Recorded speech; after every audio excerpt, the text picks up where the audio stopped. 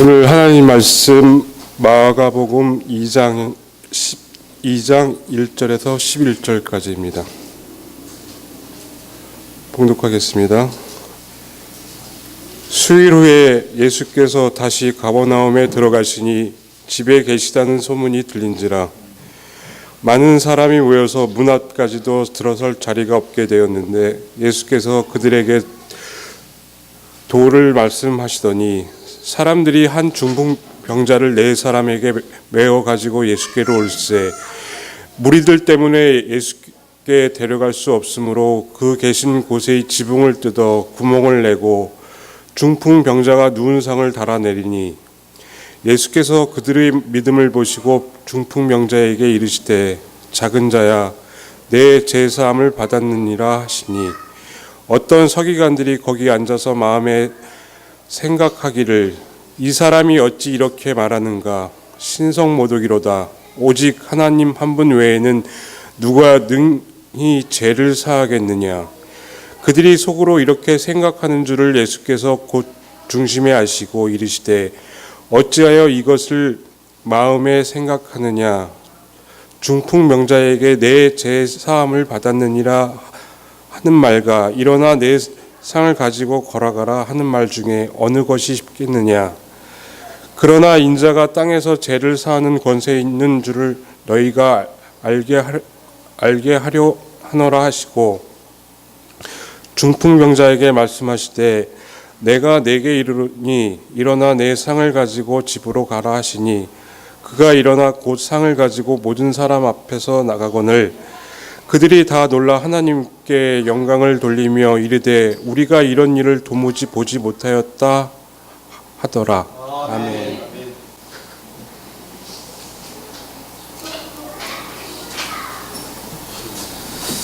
잠시 기도드리겠습니다. 거룩하신 아버지 하나님 감사합니다. 또 주님의 말씀 가운데 나아가는 걸 즐거워하며 또 그 말씀에 따라 순종할 수 있는 또 소망함 돌아가시니 감사합니다.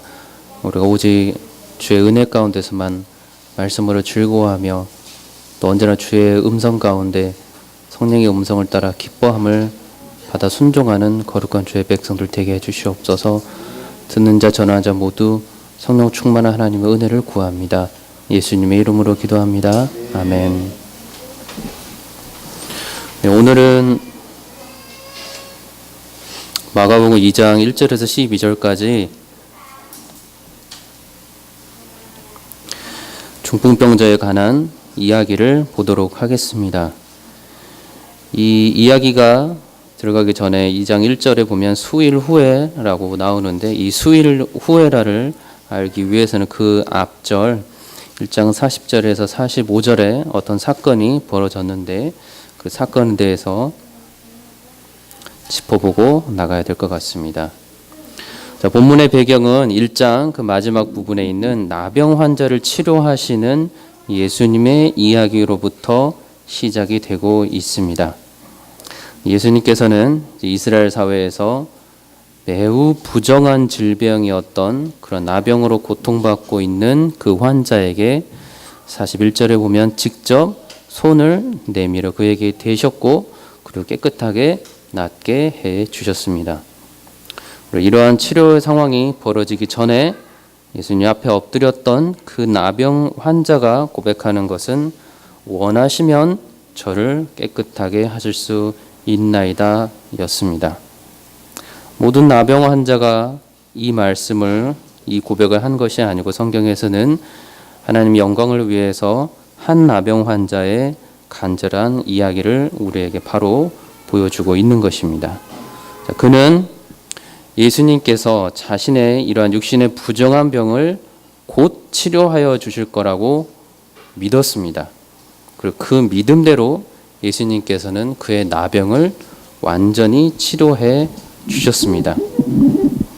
이 나병에 관한 이야기는 매우 특별하게 성경에서 나올 수밖에 없는 것은 나병 환자가 부정하다는 것을 성경에서 이야기하고 있기 때문입니다. 레위기 13장에 나오는 그 나병 환자에 대한 규례는 이러합니다. 나병 환자는 옷을 찢고 머리를 풀며 윗입술을 가리고 외치기를 부정하다 부정하다 할 것이요 병 있는 날 동안은 늘 부정할 것이라 그가 부정한 자 혼자 살되 진영 밖에서 살지니라 라고 정하고 있습니다. 계속해서 입을 가리면서 부정하다 부정하다 외치는 것은 지금이나 그 당시나 당연하게 생각되는 예의가 아님을 우리는 분명히 알 수가 있습니다.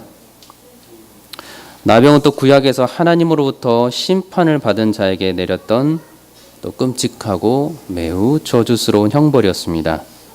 민수기 12장에 구스 여자를 아내로 취한 그 모세의 이야기를 우리가 듣습니다. 거기서 미리암과 아론이 모세를 비방을 합니다.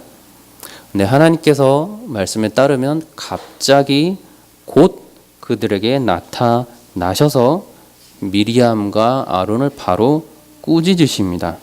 그리고 미리암이 나병에 걸립니다. 치료함을 나중에 받게 되긴 하지만 이 나병은 하나님께로부터 온 저주임을 우리가 알 수가 있습니다. 열왕기하 5장에서는 이 나아만의 나병을 치료하고 이제 돌아가고 있는 그를 쫓아서 2달란트의 그 보상을 다시 받아낸 엘리사의 사환 게하시의 이야기가 있습니다. 자, 엘리사는 그 게하시가 그러한 어리석음을 저지른 것을 알았고 그를 향하여서 나아만의 나병이 너에게 들어 내 자손에게 미쳐 영원토록 이르리라라고 말씀하였습니다. 그리고 게하시는 곧 나병이 발하였다라고 성경은 기록합니다. 역대하 26장에서는 대제사장 대신에 성전에서 여호와께 분향하려던 그 우시야 왕은 벌을 받아 죽는 날까지 나병 환자가 되었다라고 기록하고 있습니다. 하나님께서 저주하셨던 기록이 있는 나병이었기에 나병 환자는 매우 심각한 부정의 상태에 있는 자로 사람들이 여겼습니다. 신약 시대에서도 여전히 그 치료법은 개발되지 않았고 나병이 인간이 치료할 수 없는 매우 큰 병이었고 여전히 사람들 앞에서 부정하다 부정하다 외치며 그들을 피해서만 살아야 했던 고통스러운 질병이었습니다. 그리고 이 질병은 레위기에 나와 있는 대로 그가 만지는 모든 것과 또한 부정한 그를 만지는 모든 자들은 다 부정한 것이 되었습니다. 그런데 예수님께서는 말씀에서 우리가 보는 바처럼 부정한 나병을 말씀만으로가 아니신 직접 손을 대시며 고쳐 주셨습니다. 이것은 우리가 방금 읽어본 2장에 나온 그 중풍병자의 고침을 이야기할 때 11절에 내가 내게 이르노니 일어나 내 상을 가지고 집으로 가라라고 하시는 말씀만으로 치유하시는 그 모습과 매우 대조가 되고 있습니다. 다른 질병이 아닌 이 나병을 예수님께서는 고쳐주시고 만져주셨습니다. 이 이야기와 그 다음에 우리가 보게 되는 이야기를 우리가 어떻게 연결할 수가 있겠습니까? 자, 이 질병은 하나님 앞에서 부정한 것이라고 그들에게 알려진 질병을 예수님께서 고쳐주시는 것입니다.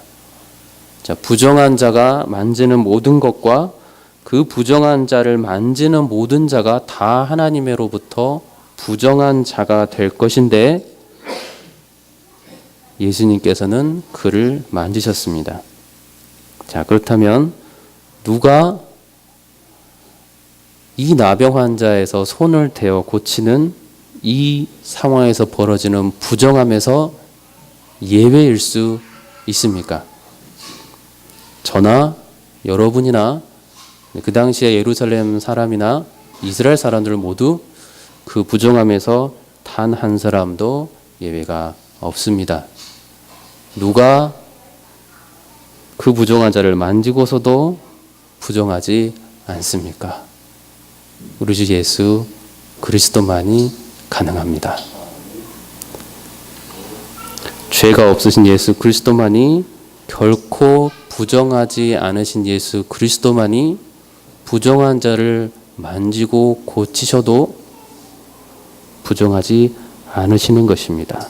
이것은 곧 예수님의 거룩하신 신성을 우리가 알 수 있는 것이며, 죄를 사하여 주시는, 부정함을 정함으로 고쳐주시는 그런 죄사함의 권세가 있으신 예수님이 지금 이 나병 환자 이야기를 통해서 우리는 보고 있는 것입니다.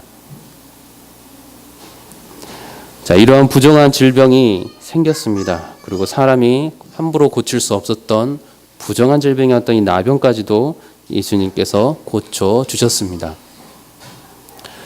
사회가 온 동네로 소문이 퍼집니다.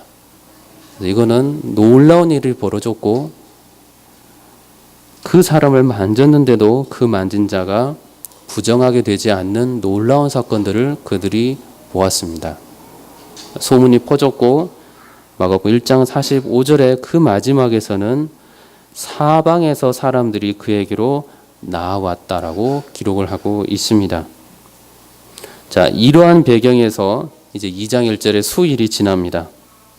예수님께서는 다시 제자들과 함께 가버나움으로 들어가십니다.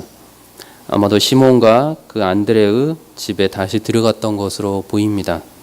자, 2절에 따르면 많은 사람들이 모여 들었는데 그 집에 너무나도 많이 와서 문 앞까지도 들어설 자리가 없었다라고 기록하고 있습니다. 이는 가버나움의 그 장모를 고친 후에 저녁에 모여든 사람들의 모습과도 비슷하게 지금 상황이 벌어지고 있습니다. 그때보다 더 많은 사람들이 모인 것 같습니다. 많은 무리들이 와서 와글와글하고 움직일 공간도 여의치 않아 보입니다. 그때 한 무리가 있었습니다. 중풍병자를 데려왔는데 그 환자를 그들은 예수님께서는 분명히 반드시 치료해 주실 거라고 믿고 움직였습니다. 그리고 4절에 보면 무리들 때문에 예수께 내려갈 수가 없어서 그 계신 곳에 지붕을 뜯어 구멍을 내고 중풍병자가 누운 상을 했다라고 말씀하고 있습니다. 자, 이 말씀에서 우리는 그 앞부분을 보기를 원합니다.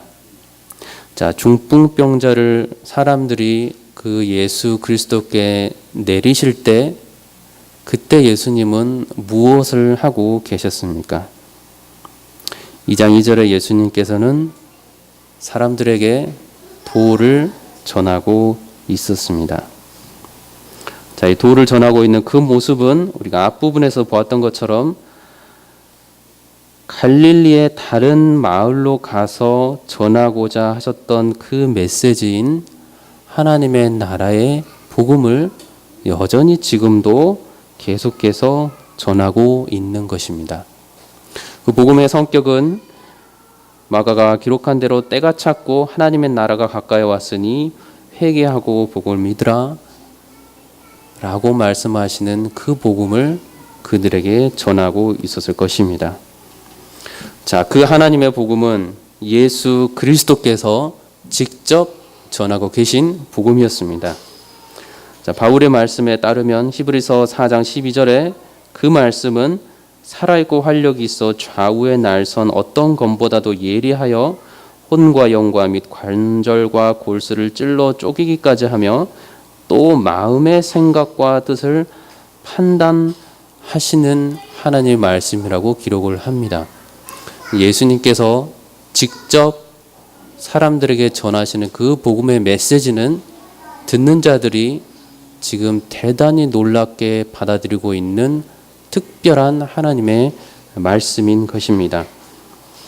다시 예수 그리스도께서 전하실 때는 하나님으로부터 멀어졌던 그들로 하여금 다시 예수 그리스도 앞으로 하나님 앞으로 돌아오기를 바라는 하나님의 복음을 그들에게 전하였을 것입니다. 이것은 예레미야 33장 14절에 나오는 말씀처럼 하나님께서 이스라엘 집과 유다 땅에 대해서 한 선한 말이 성취할 날이 이르리니 그날 그때 내가 다윗에게서 한 공의로운 가지가 나게 하겠고 그가 이 땅에 정의와 공의를 실행할 것이고 그날에 유다가 구원을 받겠고 예루살렘이 안전히 살 것이고 이성은 여호와는 우리의 의라는 이름을 얻으리라고 기록하고 있습니다. 예수님께서 복음을 선포하셨을 때 이스라엘 사람들은 예레미야의 이 구절들이 그들 가운데 떠오른 자가 있었을 것입니다. 단지 로마의 사회에 있었던 공의와 정의를 말하는 것이 아니고 하나님께서 구약의 말씀 가운데 선포하시고 또한 예언하셨던 그 정의와 공의와 구원의 말씀을 예수 그리스도께 전하고 있다고 지금 그 누군가들은 알았을 것입니다. 예수님께서는 무리들 앞에서 그 이스라엘의 하나님이 무엇 때문에 노하셨는지, 또 누가 그렇게 하나님의 노하심을 불러 일으켰는지, 어떻게 해야 그들이 다시 하나님께로 진정으로 돌아올 수가 있는 것인지, 돌아오는 백성들을 하나님께서는 어떻게 대해야 하시는지를, 어떻게 대하시는지를 그들에게 말씀하셨을 것입니다. 그들의 죄악을 누구보다도 잘 알고 계셨을 예수님께서는 세례 요한의 그 세례 앞에로 나아갔던 그 백성들처럼 그들의 죄를 회개하고 하나님께로 돌아오라고 말씀하셨을 것입니다.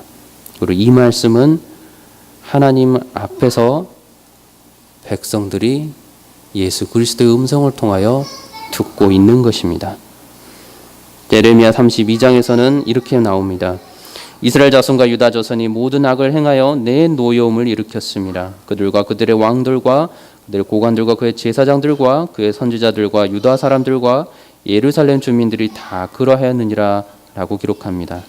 그들이 등을 내게로 돌리고 얼굴을 내게로 향하지 아니하며 내가 그들을 가르치되 끊임없이 가르쳤는데도 그들이 교훈을 듣지 아니하며 받지 아니하고 끊임없이 죄악을 저질렀던 이스라엘 사람들을 예수님께서는 복음을 전할 때 듣는 자들 누군가 가운데 귀가 열렸던 자들은 그들이 어떤 상황에서 예수님께서 이 말씀을 전하고 있는가를 그들이 알았을 것입니다. 또한 경고의 메시지와 더불어서 동시에 돌아오는 이스라엘 백성들을 하나님이 어떻게 대하고 계시는가 하는 위로의 말씀을 또한 예수님께서는 전하셨을 것입니다. 그들은 내 백성이 되겠고 그들은 나는 그들의 하나님이 될 것이며 내가 그들에게 한 마음과 한 길을 주어 자기들과 자기 후손의 복을 위하여 항상 나를 경외하게 하고 내가 그들에게 복을 주기 위하여 그들을 떠나지 아니하리라 하는 영원한 언약을 그들에게 세우고 나를 경외함을 그들의 마음에 두어 나를 떠나지 않게 하고 내가 기쁨으로 그들에게 복을 주되 분명히 나의 마음과 정성을 다하여 그들 이 땅에 심으리라 라고 기록을 합니다. 예수 그리스도께서 하나님의 복음을 전하시고 그들을 알고 회개하도록 하고 돌아오게 하셨을 때 하나님께서는 그들을 온전히 다시 그의 품 안에 품으시며 다 용서하고 받아들이신다는 그 메시지를 귀가 열린 그 무리들 중에 누구는 들었을 것입니다. 자, 그들은 예수님께 나아가서 육신의 질병을 치료해 주기를 위해서 한 사람 두 사람 모여들었고 많은 무리가 발 디딜 곳이 없도록 모여들었습니다. 근데 우리 예수 그리스도께서는 그들의 마음의 소원인 질병의 치료와 함께 어쩌면 그들이 바라지도 기대하지도 못했던 하나님 나라의 거룩한 복음을 그들에게 전하고 있는 것입니다. 이것이 얼마나 위대하고 놀라운 사건입니까? 자, 그들의 죄를 분명하게 드러내 알려주셨을 것이며 하나님 앞으로 돌아오지 아니하면 이스라엘이 받았던 심판, 유다가 받았던 심판을 동일하게 그들 또한 받았을 거라고 받게 될 것이라고 또한 말씀하여 주실 것입니다. 믿음이 무엇인지, 죄악이 무엇인지, 구원이 무엇이며 하나님의 심판이 무엇인지, 무엇을 소망해야 하는지를 알려주셨을 것입니다. 이런 주의 말씀은 마지막에 예수 그리스도께서 십자가에 못 박혀 돌아가시기까지 그의 백성들을 향한 자기의 사랑을 확증해 보여주심으로 그의 말씀의 공의와 사랑과 모든 것들이 거짓이 아니고 진짜임을 이스라엘 백성들에게 또한 분명히 알려주셨습니다. 이 말씀은 조금도 숨김도 없었고 머뭇거림도 없었고 마땅히 드려야 할 자들이 드려야 할 말씀들을 예수님께서는 전하여 주셨습니다. 자, 예수님께서 이 말씀을 전해주고 있습니다. 이 말씀을 어느 이방인들에게가 아닌 하나님의 백성으로 택함받고 여러 시간 동안 이스라엘 가운데 있었던 이스라엘 백성들에게 이 말씀을 전하고 계십니다. 얼마나 경외감이 있는 시간입니까? 제가 믿음 안에서 말씀을 묵상할 때 주께서 주신 은혜가 클 때도 우리가 주 앞에 무릎 꿇고 엎드리고 찬양하게 되는데, 지금 예수님께서 직접 그들에게 말씀하고 계시니 얼마나 놀랍겠습니까? 이거는 회당에서 말씀을 전하셨을 때 사람들이 보인 반응과도 같았습니다. 자, 1장 22절을 보면 예수님의 교훈에 놀랐고 그 가르치시는 것이 권위 있는 자와 같고 서기관들과 같지 아니하였고 서로 놀라서 수군거렸다고 성경은 기록을 합니다. 자, 하나님의 말씀이 그 자리에 계속해서 전해지고 있을 때 사람들은 계속해서 놀라고 있습니다. 경외감 있는 사건들이 계속해서 그 이야기가 전해지고 있습니다. 그런데 갑자기 예수께서 앉으신 그 머리 위에 뚜껑이 열리면서 누군가가 내려오는데 중풍병자가 내려오고 있는 것입니다. 자, 저희가 여기서 5절의 말씀을 보기를 원합니다. 자, 예수께서 그들의 믿음을 보셨습니다. 그들은 중풍병자를 같이 데리고 내리는 그 사람들의 믿음을 보셨습니다. 그리고는 중풍병자에게 말씀하시기를 작은 자야 내 죄 사함을 받았다라고 말씀을 하십니다. 자, 이상합니다.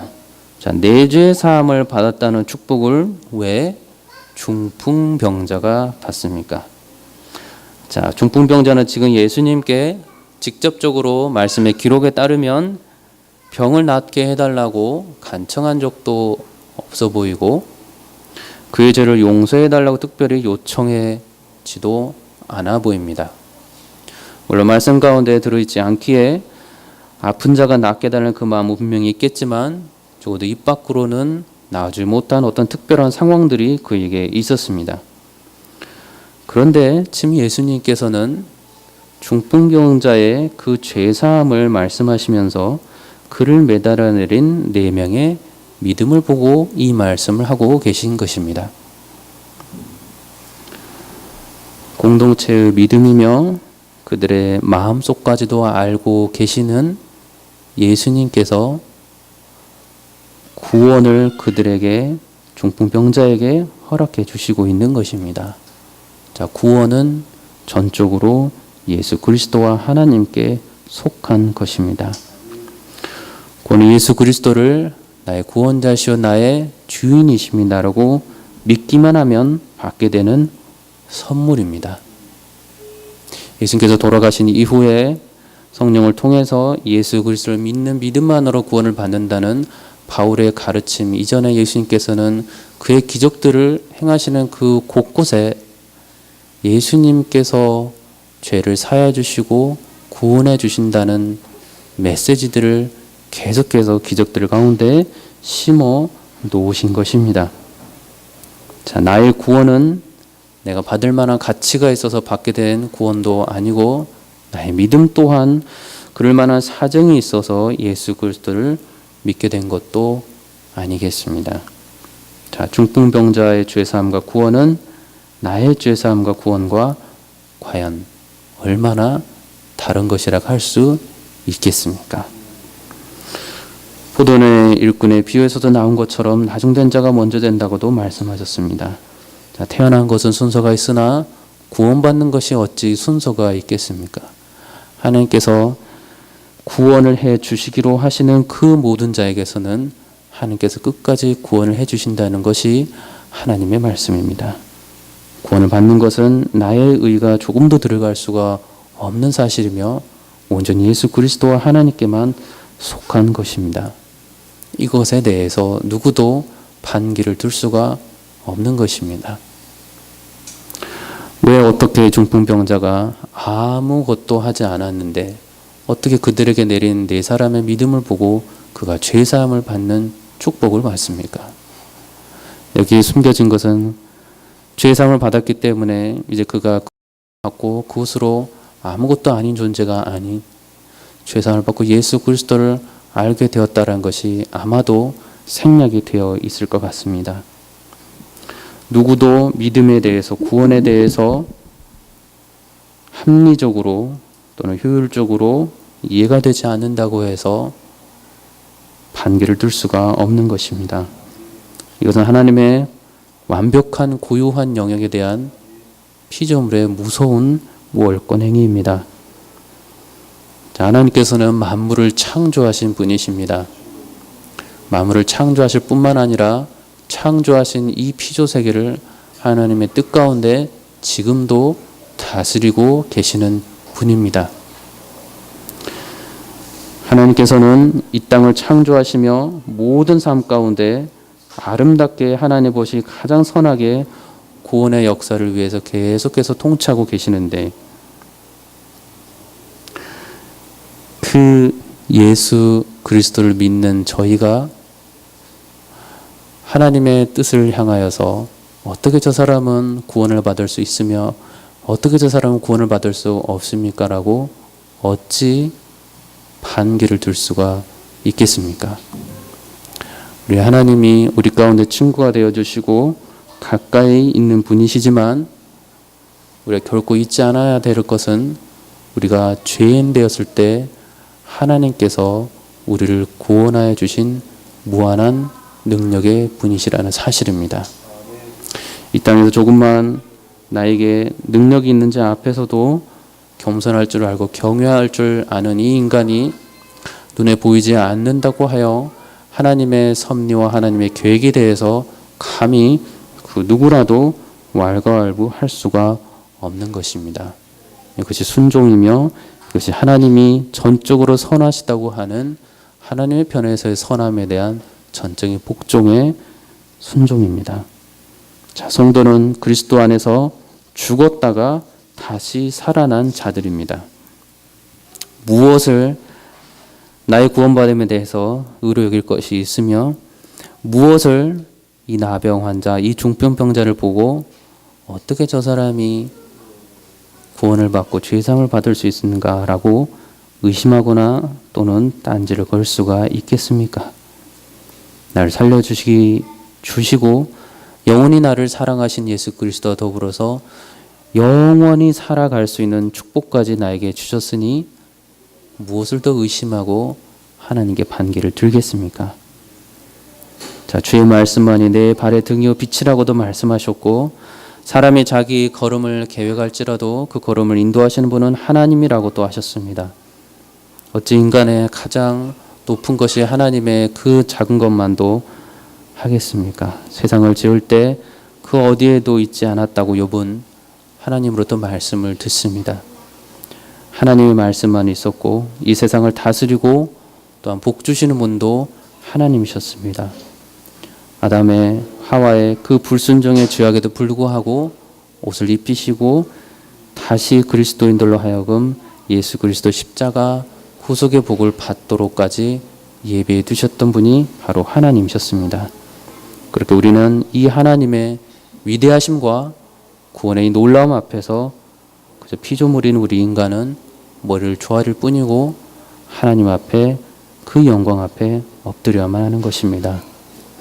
우리 하나님이 거짓이 많으신 분이시고 변함이 많으신 분이시고 신실하지 못한 분이시고 자비롭지도 온통 어리석음만 있어서 그저 무서운 칼과 그 무서운 도끼만을 가지고 그의 피조 세계를 위협하시고 억압하시는 신이라면 우리는 하나님 앞에서 이 구원에 대해서 어쩔 수 없이 순종하는 마음이 있을지언정 자원하는 마음의 순종이 있을 수가 없습니다.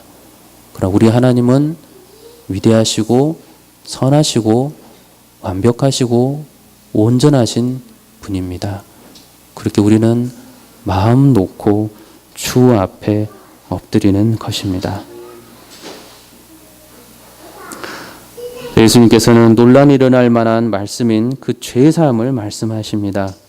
자, 24절에 따르면 인자가 땅에서 죄를 사하는 권세가 있는 줄을 너희로 사람들로 하여금 알게 하리라라고 예수님께서 직접 말씀하고 계십니다.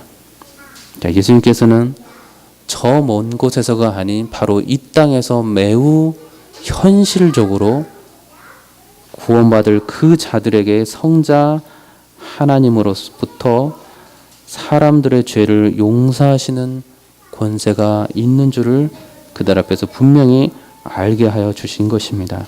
자, 이것이 왜 사람들에게 문제가 됩니까? 자, 누가복음에서는 이 이야기에서 그 집에 갈릴리의 각 마을과 유대와 예루살렘에서 온 바리새인과 율법 교사들 서기관들까지도 앉아 있었다라고 분명히 구체적으로 기록을 하고 있습니다. 그런데 서기관들과 바리새인들이 예수님의 이 죄사함의 이야기를 듣고서 말하기를 이 신성 모독하는 자가 누구냐? 오직 하나님 외에 누가 능히 죄를 사하겠느냐라고 기록합니다. 너무나도 멋진 말이고 당연한 말처럼 들립니다. 하나님만이 죄를 사하시는 권세가 있지 누가 갑자기 나타나서 하나님 왜 죄를 사한다고 하는가? 이 말씀만 보고 따르면 우리는 이들의 의문과 반문에 대해서 조금 의아해집니다. 그럴 듯해 보이는 이 질문들에 대해서 예수님께서는 그렇게 넘어가지 않습니다. 왜냐하면 성경에는 그 부분에 대해서 아직은 기록되어 있지 않지만 공관복음서와 요한복음에서 바리새인과 서기관들이 얼마나 하나님 앞에서 악한 자들임을 예수님의 그 속마음을 다 아셨기 때문입니다. 하나님의 마음을 그들은 알지 못했습니다. 자, 그들은 회개하는 세리들과는 달리 교만으로 하나님 앞에서 목이 뻣뻣이 서 있었습니다. 자, 누가복음 18장의 말씀은 세리는 멀리 서서 감히 눈을 들어 하늘을 쳐다보지도 못하고 다만 가슴을 치며 이르되 하나님이여 불쌍히 여기소서 나는 죄인으로소이다 합니다. 자, 이 모습이 바리새인들에게 서기관들에게서는 예수님은 찾지 못하신 것입니다. 자, 세례 요한은 많은 바리새인들과 사두개인들이 세례 베푸는 데로 오는 것을 보고 이르되 독사의 자식들아 누가 너희를 가르쳐 임박한 진노를 피하라 하느냐라고 비난합니다. 자, 예수님께서는 회당에 있던 바리새인들을 향해서 독사의 자식들아 너희는 악하니 어떻게 선한 말을 할 수 있느냐 마음에 가득한 것을 입으로 말함이라 라고 질책하고 계십니다.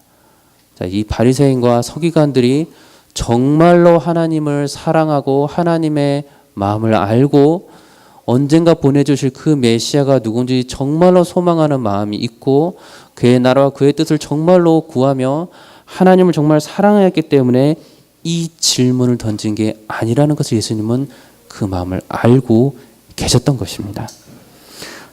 마태복음 23장 25절 이하로는 예수님께서 이 서기관들과 바리새인들이 얼마나 악한 자였는지를 너무나도 자세하게 구체적으로 설명을 질책을 하고 계십니다. 화 있을진저 외식하는 서기관들과 바리새인들이여 잔과 대접의 겉은 깨끗이 하되 그 안에는 탐욕과 방탕으로 가득하게 하는도다. 앉아있고 지금 예수님께 질문하는 그 바리새인과 서기관들이 예수님께서는 실상은 이렇게 분명히 그들을 보고 계셨던 것입니다. 눈먼 바리새인들이여 너는 먼저 안을 깨끗이 하라 그리하면 겉도 깨끗하리라.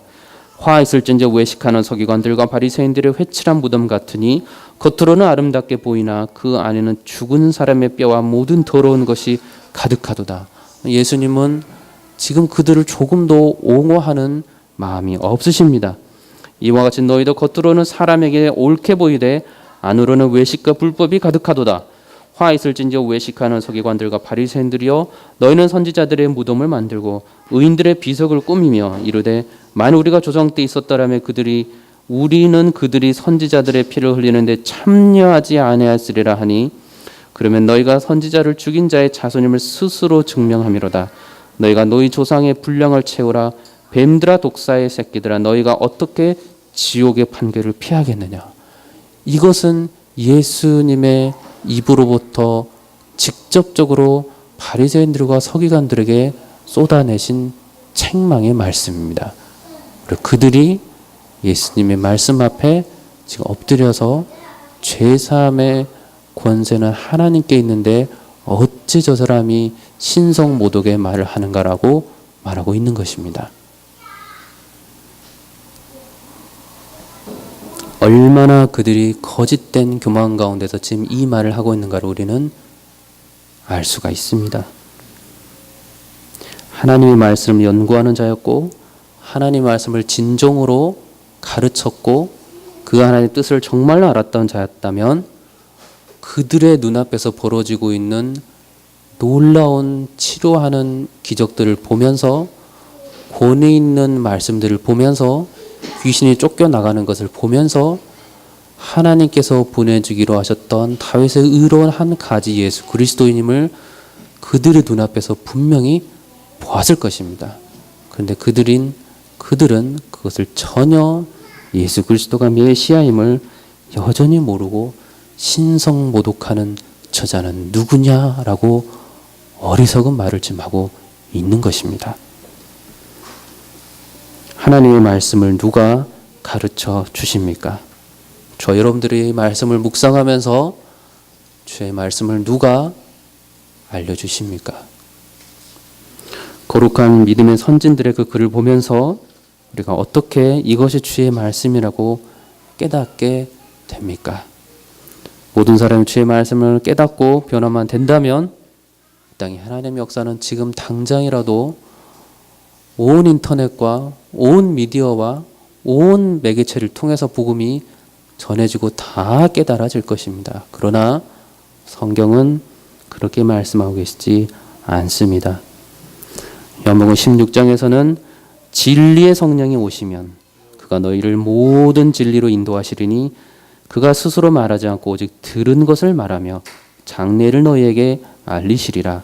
그가 내 영광을 나타내리니 내 것을 가지고 너희에게 알리시겠습니다라고 말씀합니다. 14장에서는 보혜사 그 아버지께서 내 이름으로 보내실 성령 그가 너희에게 모든 것을 가르치고 내가 너희에게 말한 모든 것을 생각나게 하리라 라고 말씀하고 있습니다.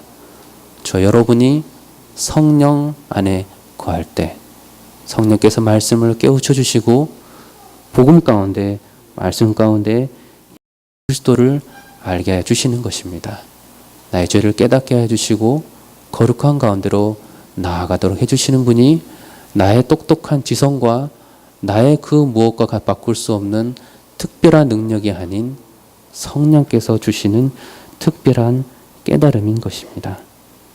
그러니 성령 안에 거하지 못하였고 하나님을 그래서 바로 알지 못하였고 그래서 예수 그리스도를 눈앞에 보고도 알지 못한 바리새인들과 서기관들과 그런 율법주의자들은 여전히 하나님의 입으로부터 나오는 정말 지금 우리가 너무나도 듣고 싶어하는 정말 예수님의 그 복음의 메시지를 듣고도 예수님의 손에서 이루어지는 손을 대지 않고도 이루어진 놀라운 기적들을 보고도 참담하다라고 예수님을 정죄하고 있는 것입니다. 이쯤 되면 더 이상합니다. 왜 그들은 예수님을 모르는 것입니까? 자, 여러분도 온갖 기적들이 그들의 눈앞에서 실제적으로 벌어지고 있는 것을 우리를 말씀을 통해 봅니다. 자, 귀를 통해서는 그들이 하나님의 아들이신 예수 그리스도로부터 하나님의 뜻이 무엇인지 죄사함이 무엇인지 하나님께로 돌아옴이 무엇인지 참 복이 무엇인지를 직접 듣고 있는 그들이 아무리 성령의 은혜가 없다 해서 이렇게 모를 수가 있는가라고 이상히 여길 수 있습니다.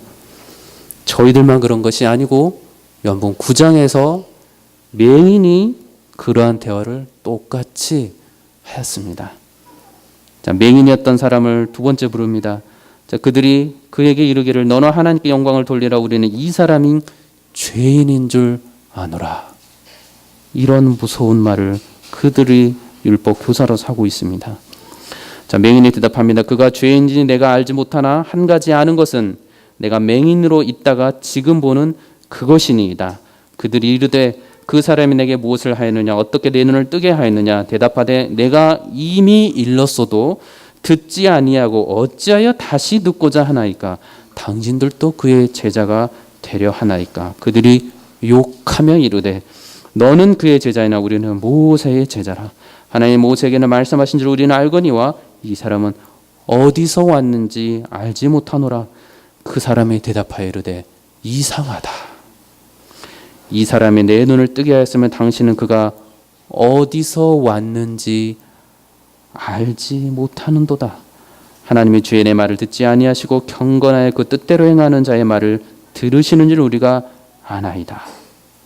이 사람이 하나님께로부터 오지 아니하였으면 아무 일도 할 수 없으리이다.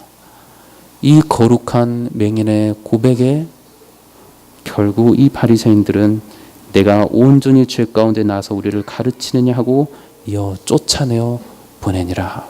이게 그들의 하나님의 말씀을 소위 받았다고 하는 자들의 태도였습니다. 저 여러분이 하나님의 은혜가 아니면 성령 안에서 말씀을 많은 기적들을 보고도 깨달아지지 않는다면 우리는 똑같은 실수를 똑같은 어리석음을 지금 이 시간에도 우리는 저지를 수가 있습니다.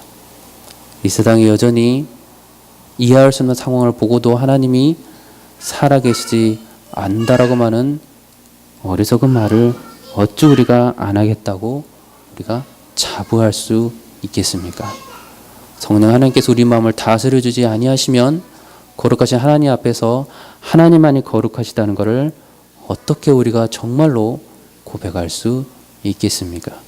지금 이 땅에 일어나는 수많은 이해할 수 없는 불합리함과 공의롭지 못함을 보고서도 하나님이 계시다는 것을 어찌 한 번도 부정하지 않을 수 있겠습니까? 그러나 우리가 예수 그리스도 안에 거할 때 성령께서는 구원의 놀라운 계획을 우리에게 알려주시고 하나님의 거룩한 그 구원의 신비를 그의 백성들에게는 알려주셔서 이 땅이 이해할 수 없는 일들 가운데서도 하나님 위대하시며 변함없으시며 하나님의 온전하신 뜻 가운데서 당신의 뜻을 이루어가고 계신다고 우리는 믿음으로 고백할 수가 있게 됩니다. 그 안에서 우리가 이 땅에서 승리할 수 있는 마음을 갖습니다. 그 안에서 불법과 억압과 핍박이 자행하는 이 현실에서도 하나님은 변함없이 위대하시고 여전히 나의 구원은 결코 끊어지지 않는다는 것을 믿음으로 고백할 수가 있게 됩니다. 우리의 현실이 다 바뀌어야만 하나님이 위대하시고 예수 그리스도만이 길이요 진리요 생명이라고 고백하는 것이 아니고 이 상황은 그대로인데 하나님께서 우리로 하여금 성령의 능력을 주시사 하나님의 마음으로 이 세상을 바라보게 하시는 축복을 우리에게 주시는 것입니다. 자, 그들은 놀랍게도 정말로 바리새인과 서기관들처럼 그런 의문을 품었음직할 다른 이들은 12절에 따르면 그들이 다 놀라 하나님께 영광을 돌렸다라고 기록합니다. 그리고 그의 입에서 우리가 이런 일을 도무지 보지 못하였다라고 기록합니다. 예수님께서는 이 땅에 오셨습니다. 이 땅에 왜 오셨습니까? 정치적인 모든 억압에서 구원하시기 위해서 예수님께 오신 사명도 아니셨고 여전히 가난하고 배고픈 자들이 많았지만 그들에게 금은 부화를 주고 모든 각종 빵을 주면서 그들의 육신의 필요를 채우기 위해도 오지 않으셨습니다. 많은 사람들 가운데 마음의 고통과 아픔들이 있지만 그를 한순간에 해결해 주시고자 오시지도 않았습니다. 그러나 복음 안에서 이 놀라운 피로들은 다 해결이 됩니다. 예수님께서는 인자가 이 땅에서 죄를 사하는 권세가 있는 줄을 백성들로 알게 하기 위하여 오셨다라고 분명하게 말씀을 하셨습니다. 작은 자야 내 죄 사함을 받았느니라. 이 말씀이 저와 여러분들에게 가장 축복의 말씀입니다. 하나님과 죄 때문에 끊어져 있던 그 관계가 예수 그리스도의 은혜로 다시 회복되고 다시 만들어지고 나니 이 땅이 이해할 수 없는 일들 가운데서도 하나님께 감사할 수 있고 성령의 능력 가운데서 사랑을 베풀 수 없는 곳에까지 사랑을 전하고 굳이 구원을 외치고 싶지 않은 곳까지 가서도 예수 그리스도의 구원을 외치게 됩니다. 내 죄 사함을 받았느니라. 오직 예수 그리스도의 은혜로만, 그 예수 그리스도께서 우리를 구원해 주신 그 모든 것으로만 이것이 가능합니다. 예수님은 분명히 말씀하십니다. 수고하고 무거운 짐진 자들아 다 내게로 오라. 내가 너희를 쉬게 하리라. 나는 마음이 온유하고 겸손하니 나의 멍에를 메고 내게 배우라. 그리하면 너희 마음이 쉼을 얻으리라. 마지막으로 말하니 형제들아 기뻐하라. 온전하게 되며 위로를 받으며 마음을 같이하며 평안할지어다. 사랑과 평강의 하나님 너희와 함께 계시리라. 평안을 너희에게 끼치노니 곧 나의 평안을 너희에게 주노라. 내가 너희에게 주는 것은 이 세상이 주는 것과 같지 아니하니 너희는 마음에 근심하지도 말고 두려워하지도 말라. 평강을 모르셨던 하나님이 아니시고 평강 그 자체이셨던 하나님이 우리를 평강하게 하려고 오신 것이 아니고 죄를 사하게 하셔서 정말로 우리로 하여금 그리스도 예수 안에서 하나님 안에서 두려움 없이 담대함 없이 담대함으로 주 앞에 나아가 정말로 평안과 기쁨을 누릴 수 있는 축복을 우리에게 주신 것입니다. 그것은 예수 그리스도를 만난 자만이 알고 있는 축복의 고백입니다. 바울이 그런 고백을 하였고 많은 믿음의 선진들이 죄로부터 벗어나서 의롭게 된 이후에 하나님 아버지를 계속해서 찬송하였습니다. 어떠한 삶에서도 예수 그리스도를 찬송하였습니다. 그리고 그 사랑을 알고 노래하였습니다. 믿음으로 말미암아 그리스도께서 너희 마음에 계시게 하시옵고 너희가 사랑 가운데서 뿌리가 박히고 터가 굳어져서 능히 모든 성도와 함께 지식에 넘치는 그리스도의 사랑을 알고 그 너비와 길이와 높이와 깊이가 어떠함을 깨달아 알게 해달라. 이것이 바울의 고백이었습니다. 저 여러분은 구원받을 만한 자격이 있어서 아버지 하나님 앞에 이렇게 나와 있는 것도 아니고 우리의 믿음에 어떤 특별한 굳건한 믿음이 있어서 아버지 하나님 믿노라 하고 지금 이 자리에 나와 있는 것도 아니고 오직 하나님께서 예수 그리스도를 통하여 먼저 우리와 함께 영원한 언약을 세워주시고 끝까지 그 언약을 지켜주시고 사랑 가운데서 우리를 인도하여 주고 계시기 때문에 지금 저희가 믿음 안에서 말씀을 보며 주 음성을 들을 때 감사와 평강을 늘 수가 있는 것입니다. 주 여호와께 영광을 돌리더라. 우리 삶 가운데 끊임없는 기적들이 일어나고 있습니다. 믿음의 눈으로 보게 되면 보일 것이고 성령을 가리운 자로 이 세상을 살게 되면 이 세상은 여전히 하나님이 존재하지 않는 팍팍하고 어리석은 세상일 것입니다. 저 여러분이 믿음의 사람으로 우리의 죄를 용서하신 예수 그리스도의 은혜를 정말로 누리며 하나님 은혜 가운데 하나님만을 찬양하며 살아가기를 간절히 주의 이름으로 축원합니다. 기도하겠습니다. 거룩하신 아버지 하나님, 우리의 능으로도 우리의 혈기로도 주의 구원을 이룰 수 없음을 고백합니다. 오직 우리가 주 앞에 나아가는 것은 그저 겸손함이며 그저 주의 말씀 앞에 복종함이며 주께서 이리 가라 하시면 이리 가고 저리 가 하시면 저리 갈 수 있는 죄의 사함을 받은 다시 태어난 거듭난 자의 겸손함을 고백합니다. 우리에게 주시는 모든 삶 속에서 또 다른 기적을 보여달라고 외치지 아니하게 해 주시옵시고 이미 나에게 벌어진 수없는 기적들을 그저 주님 앞에 감사하며 이 세상을 향하여 담대함으로 주 앞에 나아갈 수 있는 축복을 주님 허락하여 주시옵소서. 예수 그리스도 이름으로 간절히 기도드리옵나이다. 아멘.